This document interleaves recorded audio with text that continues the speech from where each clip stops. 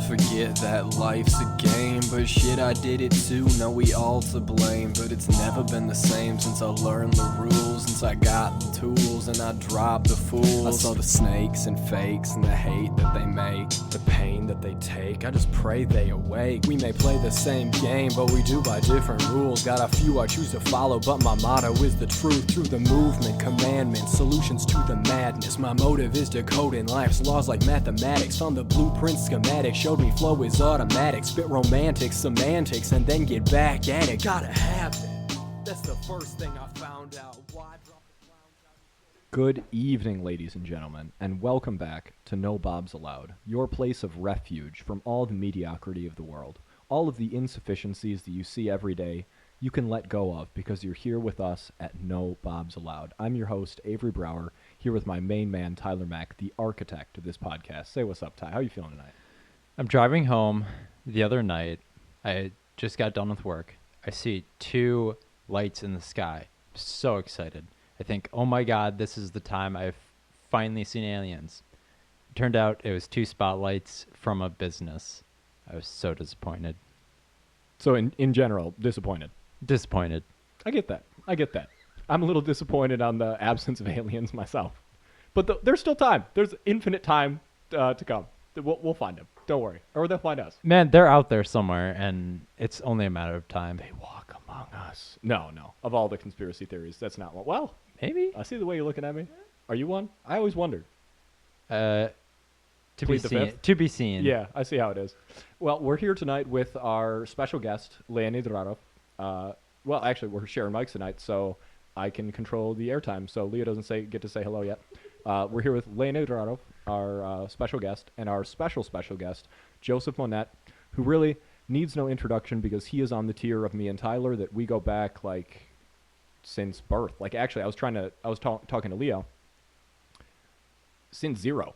Like for me, I remember you since day one. Like when I opened my eyes, there was Joe Monette staring right back. Oh, I'm older than you. Well, there was the picture of Joe's parents, and they said they had a baby to come.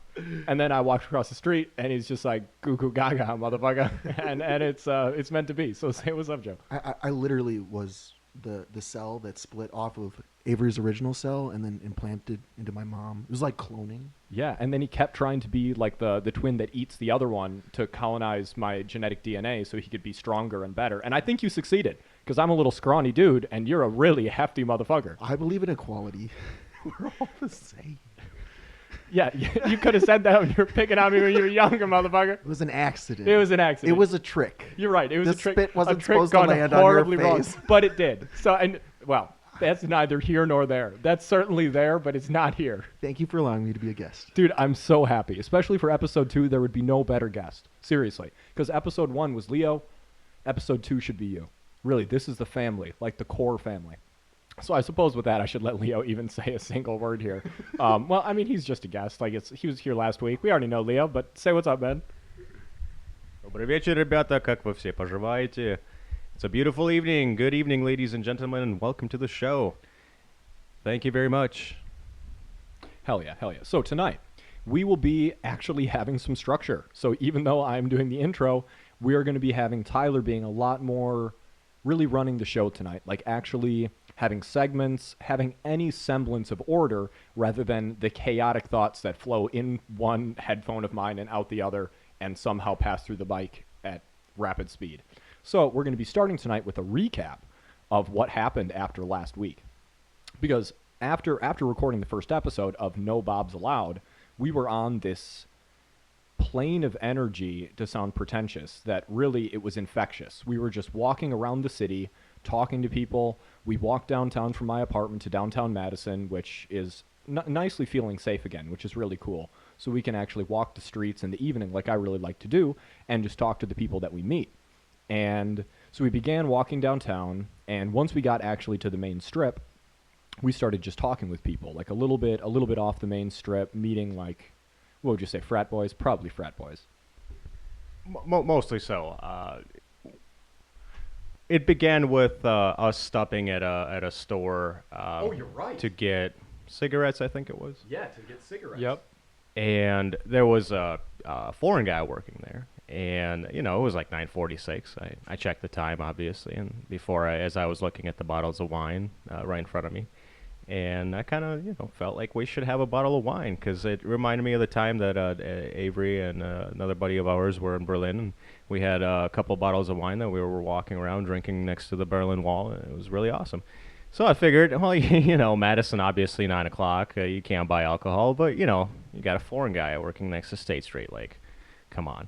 So I went for it, and after this dude got done selling us the bottle, he's like, you know, I can't sell you any alcohol after 9. Avery was like, well, I'm not wearing my watch. And that was pretty much that. I just kicked the night into gear because here we are. You know, our stroll is a lot more fun. We're walking around with drinking a bottle of wine. And the next thing that we start noticing is we start pulling people in, like drawing people in, and Tyler is pretty much like a vortex. Like Avery and I are kind of wary. You know, we're checking everybody out, trying to avoid, you know, the harassments from the homeless, as we had some unfortunate experience the time before. And Tyler's like the vortex is just drawing people in. All right, so here's the thing. I'm not always like this. It takes a certain level of drinks in me to fully become this, I guess, vortex, like Leo was saying. And it something that I just kind of like snapped in me, and I just became like I want to talk to everybody and anybody who Might not be a Bob. Yeah. And there was a guy. His name was Bubba. He was wearing a Cubs hat. To fill you guys in, I am a huge Cubs fan. And could you fill us in on why, Tyler? Do you have a good reason for being a Cubs fan? I don't have a good reason, Yeah, actually. that's what I thought. Yeah, no, I'm you have just no kind of- connection to Chicago. You're just No connection. You're just a hater, or no, not even a hater, like a So antithesis of what people want. There you to is kind of a backstory to that. As a kid, I don't know why, I loved going against what my dad rooted for. Oh yeah, Because not that I hate my dad or anything, but it was just kind of this way for us competitiveness to connect in a way that, hey, you're going to root for the Brewers, I'm going to root for the Cubs. Let's see who wins here, buddy. Didn't always work out, but at least we won the World like, Series. for years it didn't work out. Until we won the World Series. And then I was kind of like, hey, you know, we won the World Series. But no, it was really cool because Bubba, he was telling me that his grandma had waited, 80-something years to watch the Cubs win the World Series. Because I don't know who's listening here, but, you know, the Cubs at that point hadn't won a World Series in 110 years, 105 years. You know, so it was a really long time. And, you know, it was just really cool to be able to connect with him. And, you know, he was just, you know, he was a good guy overall. I mean, just like actually being able to talk to him. He gave us some great life lessons. So before you go into the life lessons, I think it's important to tell it from me and Leo's perspective. Yeah. Because, like Leo was saying, there's this differential between you being the vortex of good vibes, just bringing all good energy in, and me and Leo being a bit wary. So I'm going to jump back a little bit. Right before we met Bubba, we were, I suppose it's not that illegal, you know, standing off the side of the road, pouring out a water bottle in our pocket. You know what I'm saying? Like pretending to be on our phone or whatever we got to do, covering each other's backs before we go out to the bars. You know what I'm saying? Wink, wink. Wink, wink. Exactly. I don't think you're supposed to say wink, wink, Tyler. We're on the radio. You can just wink at me. And once we've finished up and we're just talking on the side of the road, this kind of elderly woman, you would say, Leo, comes up to us and has this flower. And that's kind of her hook. Bad shit crazy. And obviously, as a psychologist, I would say a little bit unstable. Comes up to us with this flower, and her game is that she wants to give you the flower so you feel a bit indebted to begin a conversation and then ask for something in return, or whatever. So Leo, being the genius that he is, leans over to Tyler, and he says, "Do not speak unless you say da." And me and Leo lapse into a diatribe in Russian about who knows what, like how much we dislike the homeless. Like, I mean, that's the thing. We have no problem with it, but that just anything to make this person realize that we're not the one. Like, not whatever they want to do to manipulate someone. We're not the mark, or we're not. We mean no harm, but we don't want to be involved. Basically, not the fresh college meat that's walking around there with daddy's money, just fucking hanging out their pockets, raining. You know, okay, so the thing is, I get what she was doing, but part of me wishes I would have at least heard a story, because I wouldn't And have that's put up with the exactly bullshit. why we told you to but- only speak Russian. Yeah. Because that opening of I just want to hear the story can go many ways. But the thing is, I know when someone is bullshitting me, so I would very easily be like, okay, you're bullshitting me. Yep. Fuck off. And that's where, but I think your problem is the disconnect, where there's a difference between being like thinking fuck off and actually, for somebody that's versed in manipulation, actually getting them to go away. That is true. So that's where me and Leo stepped in. Tyler's probably just a nicer guy. Absolutely. Not jaded. Truly. Like, actually is open to people without like, giving them the benefit of the doubt. Where me and Leo are we've seen a bit much. We're a bit wary such that we can see a little bit of information and it's like, oh, this person's a little cuckoo. I'm just going to let them move on because they certainly will move on. So that had happened right before we met Bubba. So me and Leo meeting Bubba, we had a little bit of a different understanding of it, or we interpreted it a little bit differently, where we kind of saw him as another person cold approaching us out of the night, kind of wanting something from us beyond just a connection, but it being kind of opaque as to what it was. Exactly. Just thinking that he's... and I have to backtrack here and to give more background on my particular viewpoint is when I lived in Ukraine and I saw homeless people, I mean, they were actually legitimately homeless. These weren't the homeless people that were standing on the corner smoking cigarettes. They didn't have money for cigarettes. I mean, they would, a lot of them, sure, some had problems. There were a lot of drug addicts, a lot of alcoholics, and yes, they would rather be homeless and drinking, sleeping on the corner, and, you know, getting little bits of scraps here and there, a little bit of garbage food, sure, whatever. But what I saw was real homelessness. I mean, these people were desperate. They didn't have music devices that they were listening to. You know, they didn't have clothes for that matter. I mean, we're talking like real scraps. Like homeless people around Madison, on average, like making between $10,000 and $20,000 a year. It's like, whoa, dude, you're making more than a doctor in Ukraine. They're literally standing on the corner, not doing shit. So I have just this bad general attitude to like the homeless, because it's like, wow, it's like the royalty of the homeless people up here in Madison. I mean, like, we're talking, these homeless people have class. You know? Well, and fun fact, there was actually a woman who got arrested because she was making over like $10,000 a month Yeah. because she was sitting on a corner asking people for money, and people were feeling sorry enough for her that they Yeah. gave her money. She's making more than your average Joe just trying to make a living.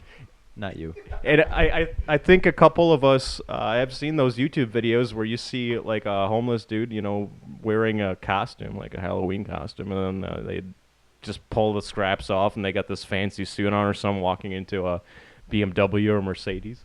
So actually, when I was working at a catering company on the north side, I got to know some people that lived over there and kind of understood the homeless game on that side of town, meaning they would see crews that would work different corners, and they would hang around after hours because they were in the serving industry, and they would be like the bartenders who would get off like late at night or whatever. They'd get off at nightfall, and they'd watch the Mercedes pick them up, and they'd pull out their iPhones.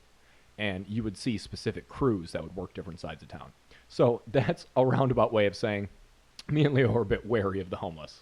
And what you might ask, like, what fuels it? And you have a lot of like 18, 19-year-old college kids that have a lot of resources from their parents, and they don't have the appreciation of money. So like, it literally just there's an outpour of this cash that's just fueling the homeless hustle. But backtracking to Bubba, that's Bubba was different, and I actually have I have empathy for him, and even a small level of respect.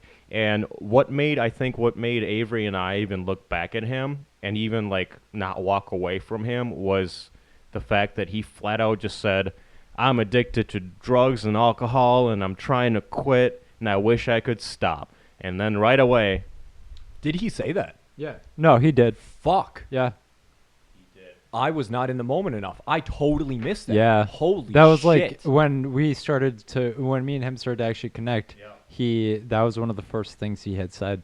I passed judgment on him too quickly to even hear that. That didn't Yeah. even occur to me. No, he was very forthcoming. Massive respect. I mean, because that, just before we go, because Tyler, I want you to finish that right now. Yeah. But the key is, right there in that moment, that is everything that we stand for. Like, whatever you have ailing you, because we all have problems. We're all broken in our own ways. But to be vulnerable enough to not hide it really puts you head and shoulders above anyone else. And that, even in a random on-the-street situation, could be the defining moment that you actually, well, we want to hear what you have to say. And that's what happened. So, not to get too deep into this, but as far as my background goes, I was raised in a very Baptist family. Not Southern Baptist, very liberal Baptist. But my grandma used to take us to the homeless shelter every weekend, and we would help serve the homeless. Now, I don't remember the exact stories that I was told as a child, but I definitely remember being told some very questionable stories that really made you take a step back and think, whoa, these guys are going through some shit.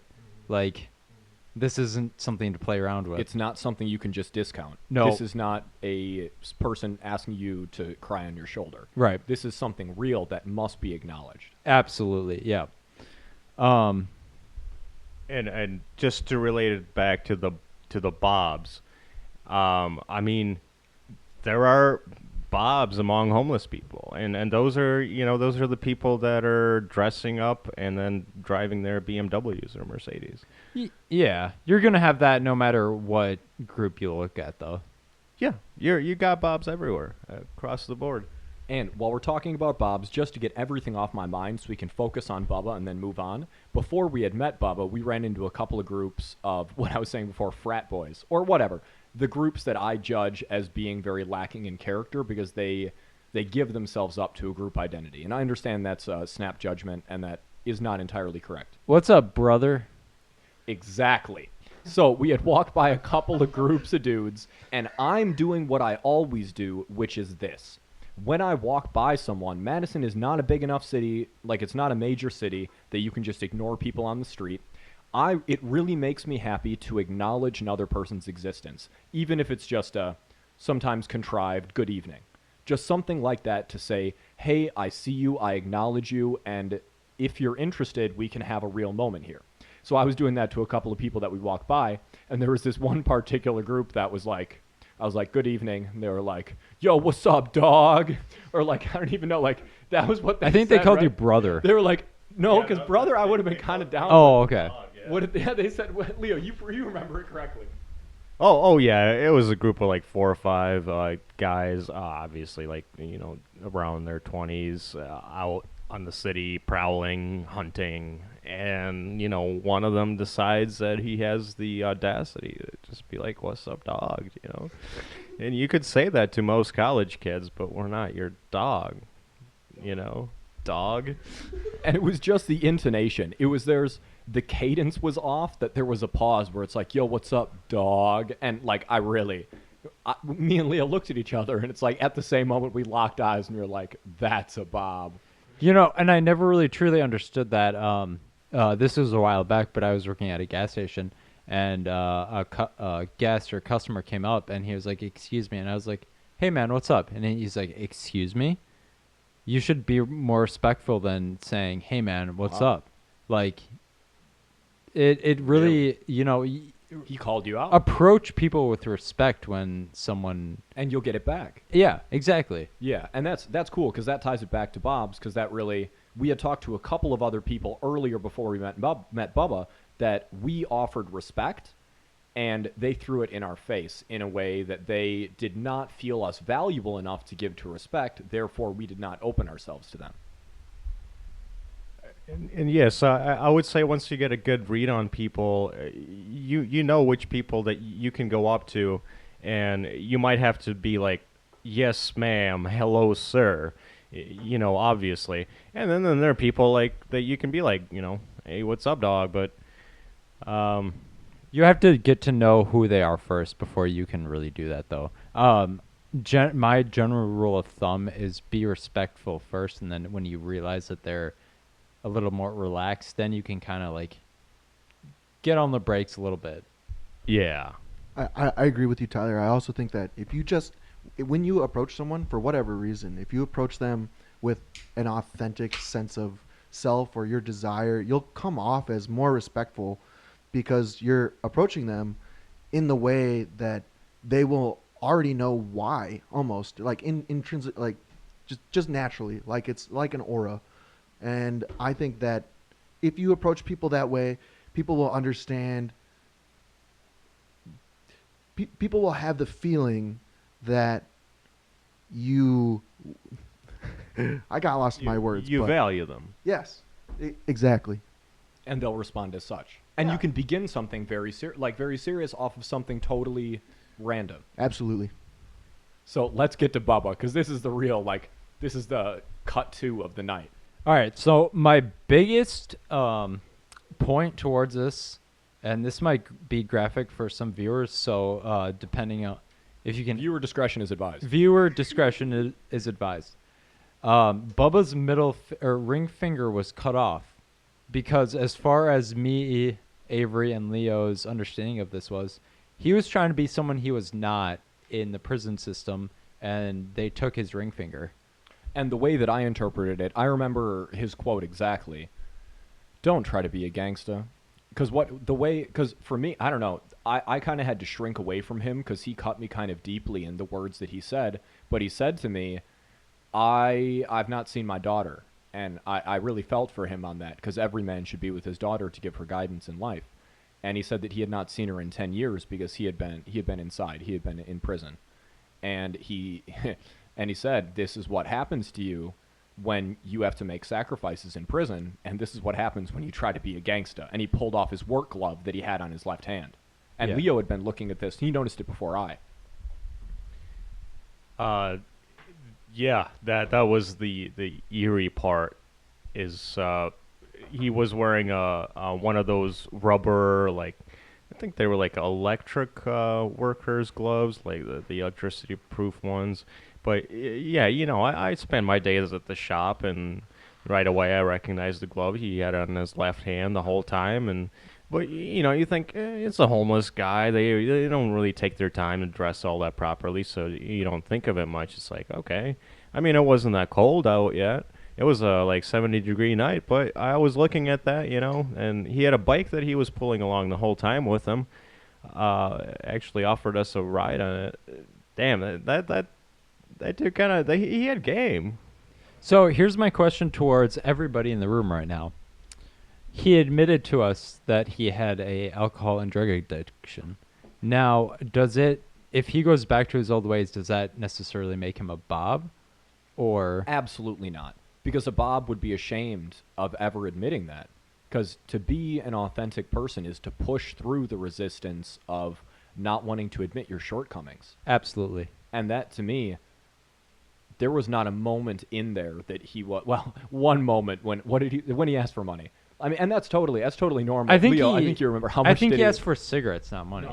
No. Oh, no, naturally. Yes, he did end up asking us for money, and we expected it.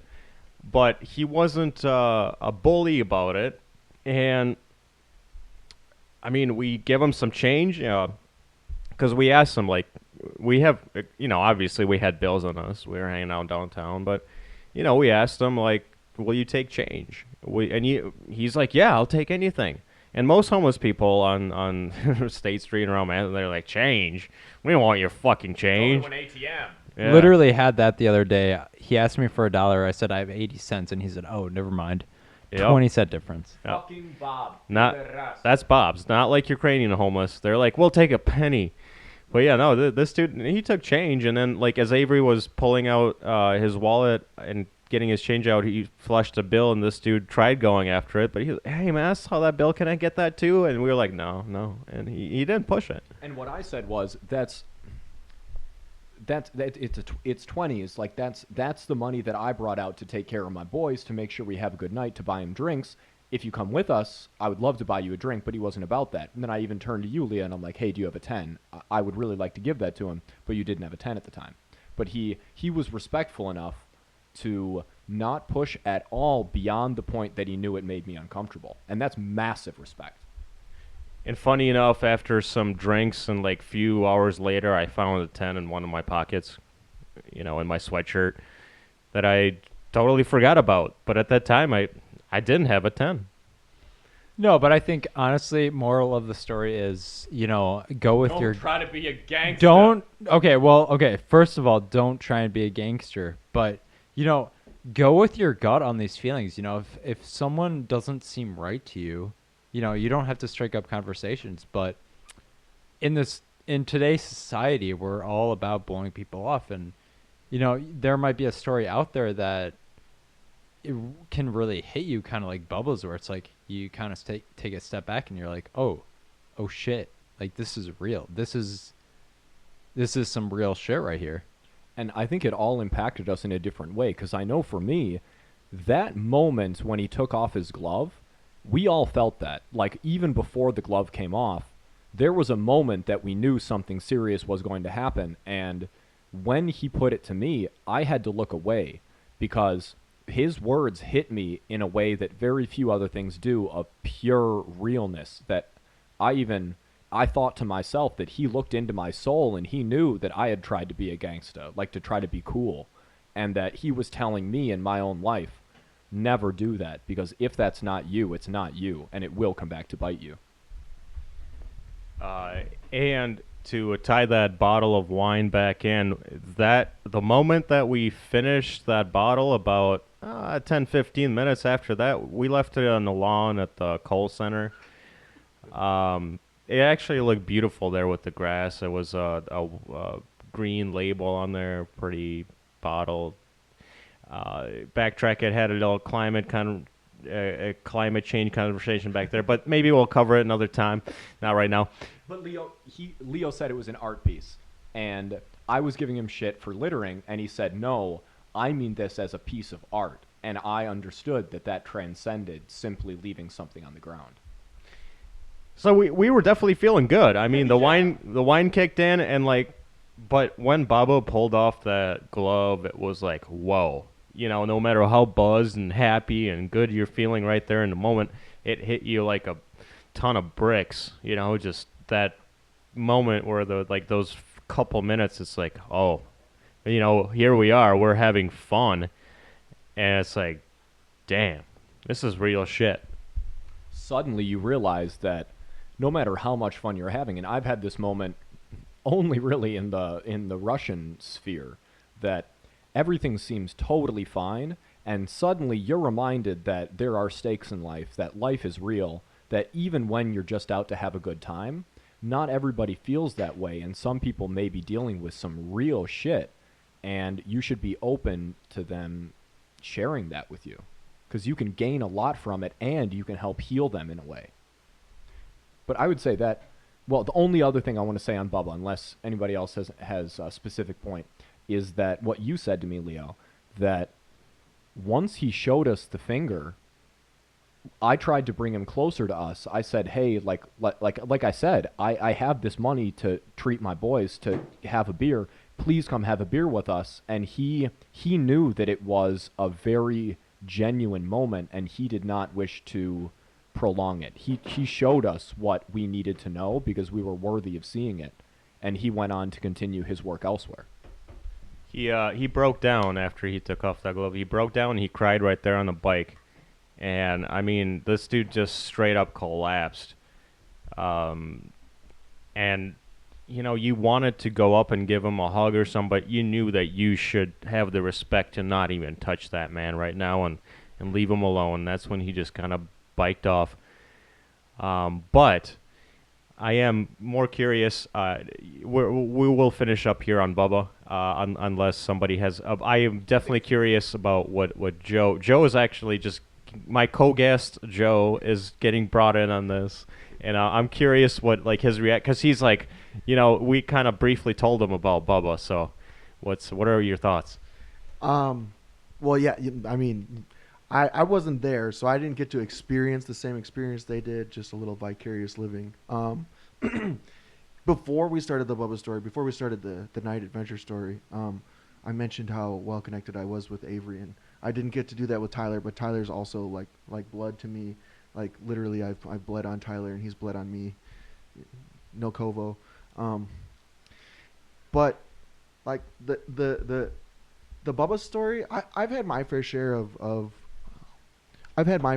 of homeless encounters as well, and they're always they feel awkward to me because I feel like I have an obligation to help people for whatever reason.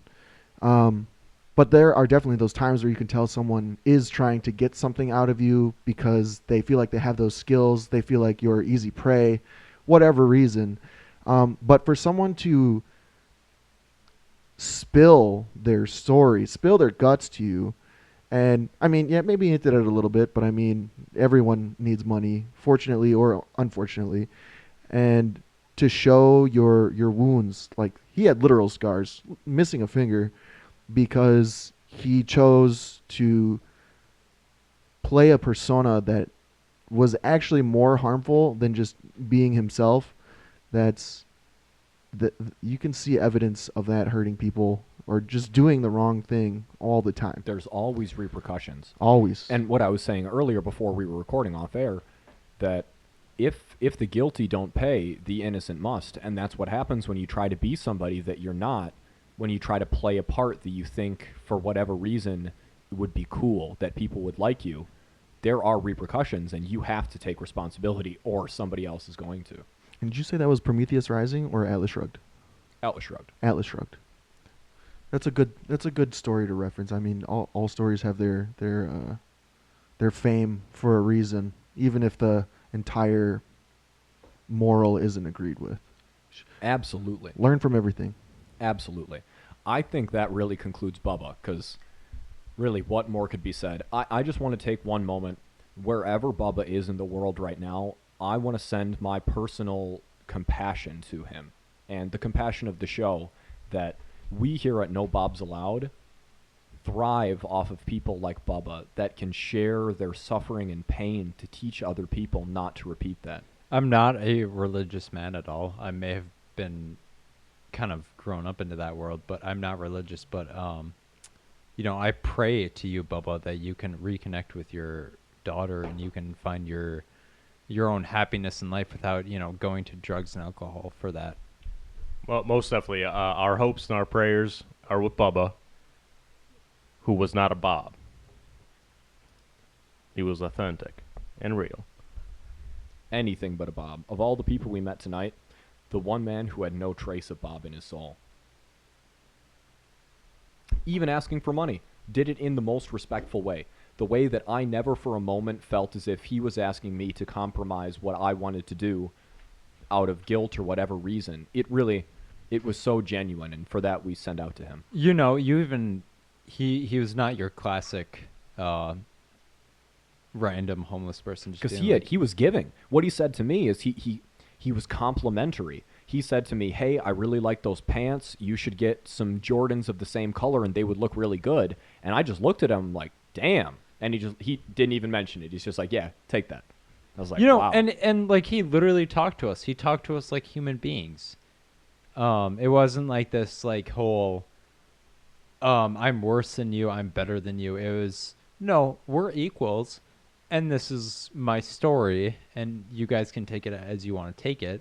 And it was just I connected so much with that because honestly, most, well, not most, but a lot of homeless people would just be like, "Hey, do you have any money?" No. Oh, okay. Yeah. Bye. Are you of use to me? Can I get something Yeah. out of you?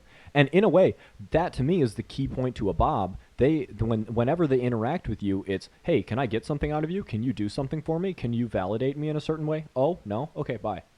Well, the biggest thing is, yeah, definitely that. And, it just gets to a point. I know I've dealt so much with this, and I haven't lived downtown. I've never lived downtown, but, Avery has. It's brutal. I'm sure he has dealt with too many to even count them off. Absolutely. But for me, I like to connect with people no matter who you Yeah. are. And that's the key. That's what I like to bring to No Bobs Allowed. I don't care who you are. I don't care if you're some fucking ex-military Russian dude that I'm chilling with in a park drinking vodka. If you are real to me and you treat me with respect, I'm going to give you everything I have because I want to share with anybody who can reach that depth of authenticity. Well, and it goes back to I know nothing. Beautifully said, dude. So Tell me your story. I know nothing. So this is the key that I wanted to point out and really acknowledge you, Tyler, for your role in this, because I was saying to Leo when I think that's about the end of our recap. We could do a couple more things, but really, to cut to the end of it, hours later when me and Leo were sitting on the steps outside my apartment, the studio, afterwards at like, God knows, like 5 a.m., I said to him, because he doesn't know Tyler very well, of all the real shit that happened to us tonight, the realest came from Tyler. Of all the things that I tried to do to make it a cool night, the realest moment came from Tyler. And we cannot forget that. That is huge. Yes, I'll definitely second that. We had like this blooming of Tyler, like the second coming of a whole different persona. I mean, I even thought about like, yeah, Tyler had a fucking great time. He got wasted as hell, and it was kind of like that moment of emergence. Blackout. But no, he fucking hung on like a goddamn soldier. This dude partied. He only blacked out only like during the last hour, which is like whatever, man.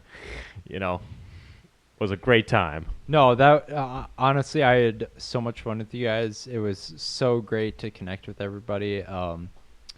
Honestly, the next morning that I woke up and we all agreed, like, we have to make this a regular thing. I was so excited for it because both of you, Avery, you guys mean so much to me now, just because we can connect in such a level that I don't think I can match anything to it. It's kind of how I feel, man. Is when I was 12, I kind of had my gang of people. And you're really close to each other, and you're just kids. And I mean, obviously, you don't have all the world's responsibility and stuff like that. But like with Tyler, once you get older, you get in your own shell, and it's hard to like actually like accept other people as as friends. It's like who's my friend, who's my buddy, but like Avery said, this thing to me is a while ago is he only makes connections with people that he could like bring around other people that he's just as well connected to, and everybody's just going to be on that same vibe, that same level, that same type of energy. And like, yeah, at first I was like kind of like sticking to Avery and like totally like confirming with Avery, like looking at him mostly like, yes, yeah, is this okay? Is this dude legit?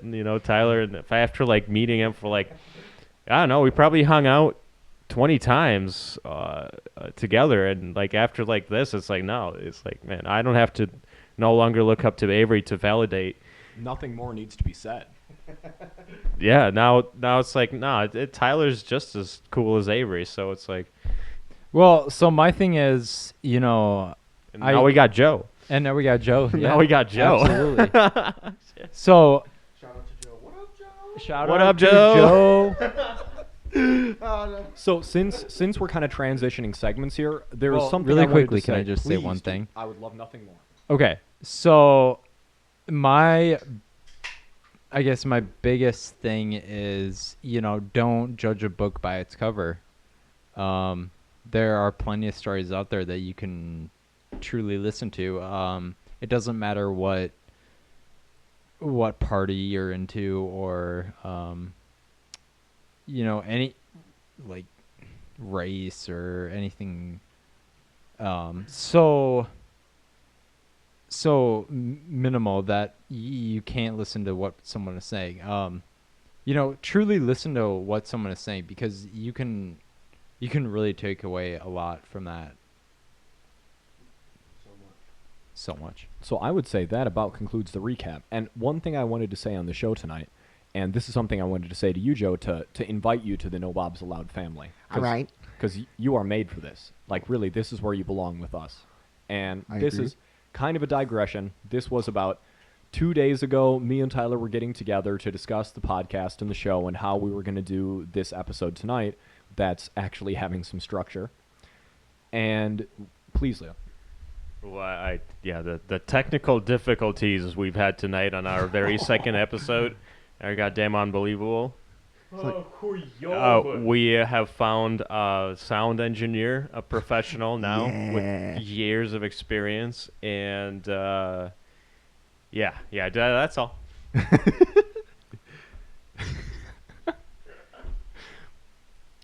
Okay. So me and Tyler 2 days ago are at my apartment discussing, and we're, God knows what we're doing, probably going out so we can just smoke a cigarette. And we encounter my neighbor, and he's talking to us about the podcast, and he's kind of probing me, and I'm in one of these moods where, ironically, the mood that I'm not in tonight, where I'm just overflowing of just ridiculous things to say that are super provocative, which is really perfect for tonight, that this is more an equal footing for all of us. But I was on one this night, 2 nights ago, and we ran into my neighbor, and he was like, "What is the podcast about?" And God knows I couldn't tell him. No Bob's Allowed, that doesn't explain it. And honestly, as being the kind of creator of this, we all have such great ideas, and they're so different that it's hard to define what this show can truly be. I think all of us still have yet to understand what this show can truly accomplish. And when my neighbor asked me, the only way I could describe it was this, because this is the way for me that it felt so genuine and so cutting to the core of what I want out of this. And it was this. This is kind of an anecdote from my personal life that I want anyone listening to hear, no matter when it is. Years from now, right now, in this moment, I want to express this. What No Bob's Allowed means to me is that we don't want anybody, and Leo, you're going to recognize this, because when I was breaking your balls one day and trying to get you to grow, I told you this. Many times in my life when I was younger, I had this feeling that it was okay if I was in a group of people and I felt uncomfortable, because at least everybody else could feel comfortable and be enjoying themselves.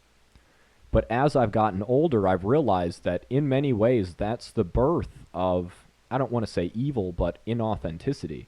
When one person feels as if they have to be uncomfortable so that everybody else in the room can have a good time. And that's what I want No Bob's Allowed to not stand for, that we don't ask any one person in our midst to feel as if they can express themselves and really feel like they can say what they want to say just because they're afraid that it will ruin the good time of other people or make anyone feel uncomfortable. Because if everybody isn't comfortable together, no one can be at all. And I really felt that in my life when I was younger, like really up until about a year ago, that I was fine to be the one to be uncomfortable so that everybody could have a good time.